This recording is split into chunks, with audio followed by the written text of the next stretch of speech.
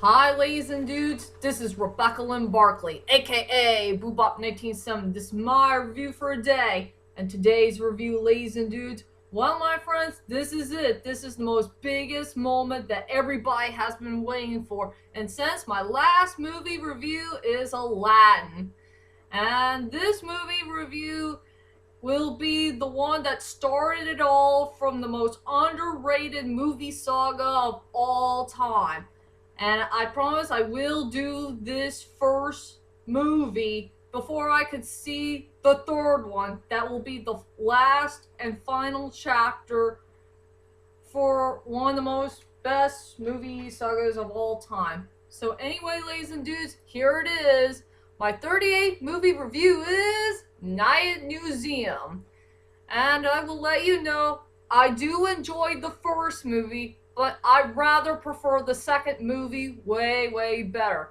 Because it had a way better of a storyline, and there's a whole lot of character development and chemistry for all the characters that Larry Daly met while he's on his mission to rescue a couple of his world history friends from the wrath of Kamura. But I will let you know as I do enjoy the first movie, but I'm afraid I only found a few flaws about it. So anyway, without further ado, ladies and dudes, here is my 38th movie review of the first Night Museum movie. And let's just get on to the main plot of the story, and I'm going to keep this plot of the story nice and short for all of you. So all I could say about the plot of the story is the story is all about a normal human being named Larry Daly who is going to a very unknown world that he had never gone before. An unknown world that involves magic, mystery, and wonder. For all the things that happened in world history that is coming to life in one big giant place at the museum that involves world history. So that is it, ladies and dudes. That is my whole entire plot of the first Night Museum movie, and I tried my very best to explain about it. After all, I did write it down on a piece of paper, and I guess everybody wants to know is, what the heck do I think about this movie? To tell you the truth is, ladies and dudes, I really do enjoy this movie. I did see this movie on FX back at 2009. I was blown away for some of the parts of the film, but I will say it's a pretty good film overall.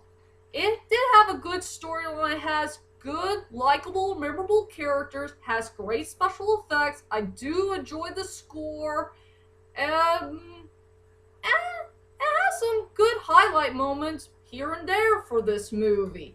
But like I said, I rather prefer the second one way better because of a way better storyline and character development for one of the most underrated sequels of all time. So anyway, ladies and dudes, let's head on to the strongest points and the weakest points of the first Night Museum movie. Okay, for my two main strongest points for this movie is just a two-way tie between the near end of the movie and the main score for the beginning of the film. I will say for the near end of this movie, it was so darn well done. It was very nice, fast-paced, and it's about time for Larry Daly to stand up for himself and tell all the world history people between knights, presidents, Roman people, cowboy people, animals, a T-Rex. He made one of the most epic speech that I will never forget in movie history, where he told everybody that the World History Museum is in grave danger. There's a couple old night guards on the loose who stole the tablet for some unknown reason, and they need to get that magic tablet back before morning. And Larry Daly just said one of the most best epic speech I ever heard in movie history. And that's where the big giant climax is about to begin. But remember, it's the near end of the movie. I'm not going to spoil the end of the movie for all of you. So anyway, the near end of the movie is one of the best, strongest points about the film. And as for the beginning of the movie, featuring the awesome main score, it was so darn well done. It's very nice, very fast paced. It has a great rhythm and sound to it. But the three things I love about this main opening theme for the Night Museum is three things: magic, mystery, and wonder. I mean, it's a pretty well done score overall, and I have nothing else to say about this score. It was so darn well done in so many ways. After all, it's that guy who did Who Framed Roger Rabbit, and he did a good job on that score for one of my most favorite movies of all time. But he also did this score for this movie as well. Some guy named Alan something. If you don't know what I'm talking about, just check out some other scores that he did before or after when he did some other movies here and there, if you know what I mean. And now let's go on to the most weakest points of the movie, and I got a two-way tie. For my first main weak point in the movie is, I wish there's only two good characters I do like in the movie that needs a little bit more screen time. They only came in two scenes in the movie, if I remember right.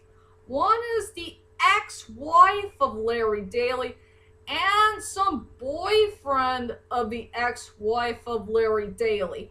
I will say for those two characters, they were okay. But I do like the ex-wife of Larry Daly. At least she is a way more nicer, kinder, sweeter, and one of the most honest characters I have ever seen in this movie.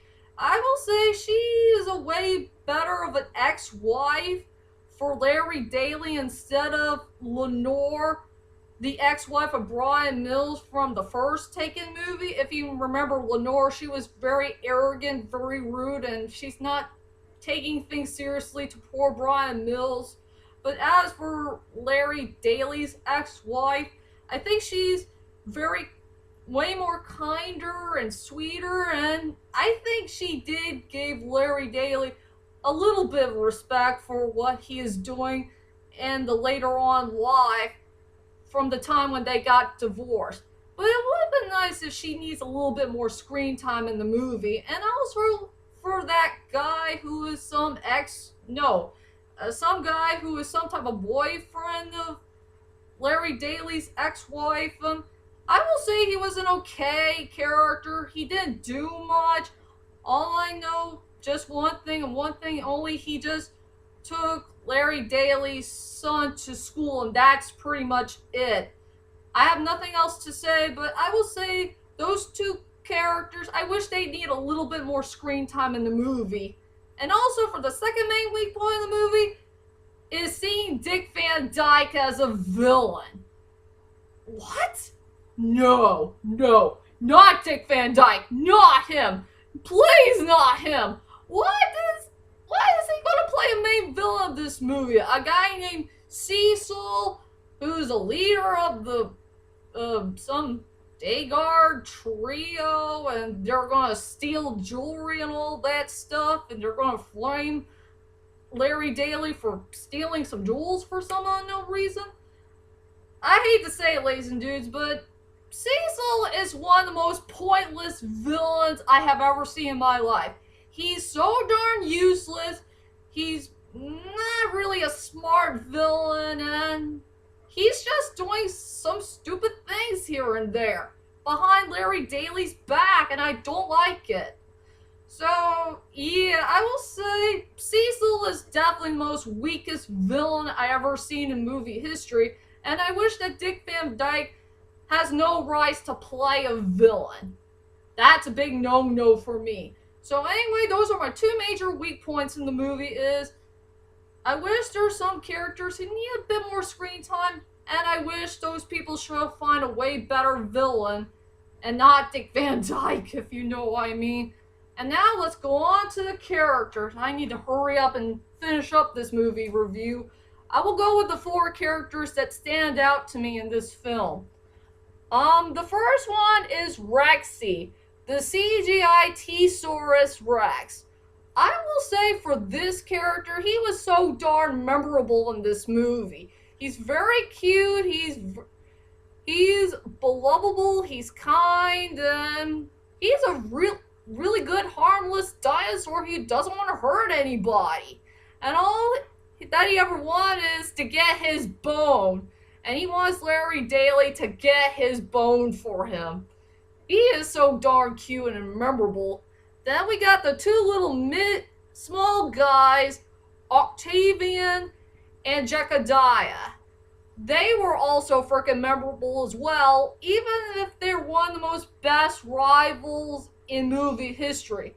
What I love about Octavian, he is the most loyalist one in the whole entire world history, small people. And as for Jecadiah, he's just a cocky, comedy relief cowboy who wants to seek out revenge on Larry Daly for what had happened when Larry Daly had his first night job, if you know what I mean. And we got Teddy Roosevelt, played by the late Robin Williams. I will say for Teddy Roosevelt, he is definitely the most headstrong character in the movie. He has a great personality, great attitude, and he became the main guide for Larry Daly for what kind of path that he needs to go while Larry Daly is working on his brand new job as a night guard. And as for the main character of the movie is Larry Daly, played by Ben Stiller. I will say for this character, he has a great storyline, he has a good personality, great attitude. He is such a very headstrong, comedy relief, serious character, and all that he ever wanted in his life is to spend time with his son, Nicky, as soon as he can, and find a way to become a much better man than before. And I don't have much else to say about these wonderful characters, but they're all freaking memorable in so many ways. Let's leave it at that. So anyway, ladies and dudes, here's my final thoughts of the First Night Museum movie. Overall, the First Night Museum movie is a pretty darn good movie, but I like the second one way, way better. I will say it had a good storyline, has great characters, has a really good score, great special effects. I love the sceneries and the highlight moments between New York City and the museum place. And I just wish there were some characters who need a bit more screen time in the film, and they need to find a way better villain than Dick Van Dyke, if you know what I mean. So I decided to give this movie a really good score of 9 out of 10. Yeah, a 9 out of 10. So please check out this movie to believe it. And that is it. That's my whole entire movie review of the First Night Museum movie. I hope you enjoyed this movie review. And join me tomorrow as I do my movie review number 39. Yeah, my first Halloween movie review of Dark Shadows, featuring everybody's main man, Johnny Depp. So be prepared for this movie review to come, and I'll see you all tomorrow. Sayonara. Yeah, sayonara.